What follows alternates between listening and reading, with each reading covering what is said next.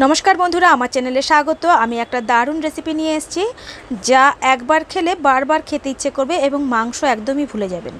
आमी प्रथमे एचोड़टाके केटे नियेछि, बटी दिये केटे जल दिये धुए नियेछि, ताहले किन्तु जे आठाटा थाके सेटा एकदम बेरिये जाय।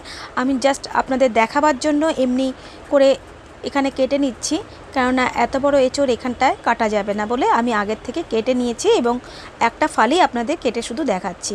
এইভাবে আমি বাড়িতেই কেটে নিচ্ছি। এরকম সাইজের এঁচড়গুলোকে কাটতে হবে ডুমো ডুমো করে।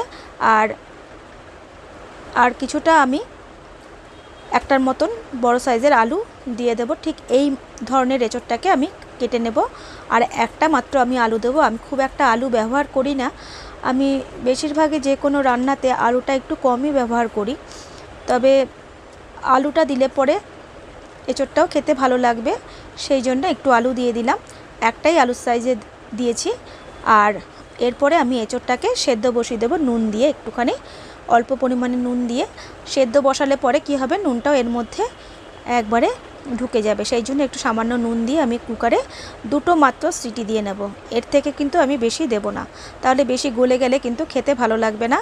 আর দুটো বড় সাইজের পেঁয়াজ আমি নিয়ে নিয়েছি, এটা আমি কুচি করে দেব। আর কিছুটা গ্রেট করে রেখেছি আদা, পেঁয়াজ, রসুন, এটা আমি একবারেই গ্রেট করে রেখেছি।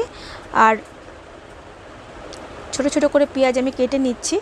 দুটো মিডিয়াম সাইজের পেঁয়াজ নিয়েছি, আর এরকম এখানে রসুন নিয়েছি, কিছুটা আদা নিয়েছি। আমি রসুনটাকেও আস্তে আস্তে করে ছাড়িয়ে নিচ্ছি।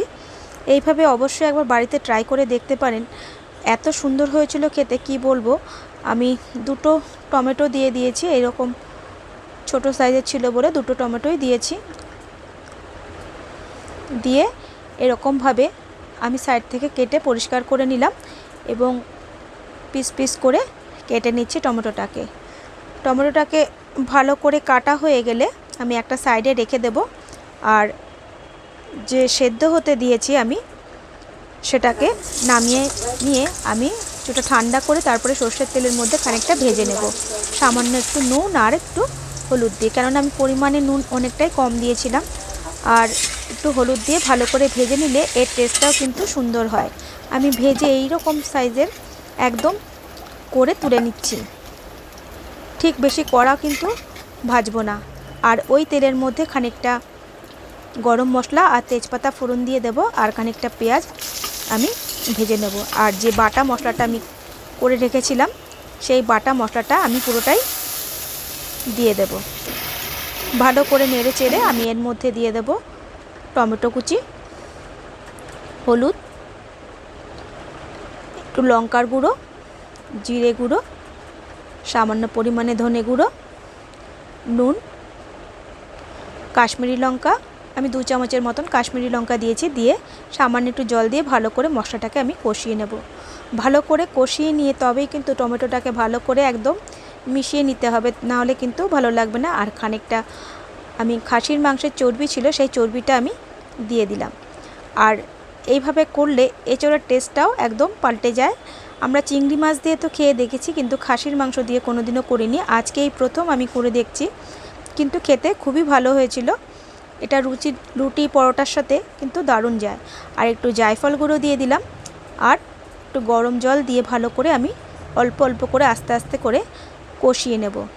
ভালো যতটা কষানো যাবে তাহলে কিন্তু এইরকমভাবে তেল ছাড়বে এবং খেতেও তত ভালো হবে। আমি অল্প তেলই দিয়েছি, যেহেতু চর্বিটা আছে সেই জন্য খুবই অল্প তেল আমি দিয়েছি, কেন চর্বি থেকেই মোটামুটি অনেকটা তেল বেরোয়। তারপরে খানিকটা জল দিয়ে ভালো করে আমি এটাকে ফুটিয়ে নেব। ভালো করে ফোটানো হয়ে গেলে একদম দেখুন ঠিক এইরকমভাবে ফুটে উঠবে। সামান্য একটু ঘি দিয়ে আমি এটাকে নামিয়ে ফেলব। যারা যারা দেখছেন ফলো করছেন অসংখ্য ধন্যবাদ, যারা যারা এখনও করেননি চটপট করে ফেলুন। আর ভালো লাগলে অবশ্যই বন্ধুদের সঙ্গে শেয়ার, লাইক, কমেন্ট করুন। আর যদি ফেসবুক থেকে হয় তাহলে অবশ্যই পেজটাকে ফলো করুন। আর ইউটিউব থেকে হলে সাবস্ক্রাইব করে পাশে থাকুন এবং বন্ধুদের সঙ্গে শেয়ার করুন। কেমন লাগছে ভিডিওগুলো অবশ্যই কমেন্টের মাধ্যমে জানান। ভালো লাগলে অবশ্যই বলুন, আমি আরও নতুন ধরনের রেসিপি আপনাদেরকে দেখাবো এবং কেমন লাগলো অবশ্যই জানাবেন। আজকের মতন এই পর্যন্ত, আবার নতুন ধরনের কোনো রেসিপি নিয়ে আপনাদের সামনে হাজির হব। এই রেসিপিটা কিন্তু দুর্দান্ত হয়েছিল খেতে, অবশ্যই বাড়িতে একবার ট্রাই করে দেখবেন। আর ভালো লাগলে বলাই রইল। আর আমি আবার নতুন কোনো রেসিপি নিয়ে আপনাদের সামনে হাজির হব। এত সুন্দর হয়েছিল যে দেখুন কালারটাও এত ভালো লাগছে। আজকের মতন ধন্যবাদ।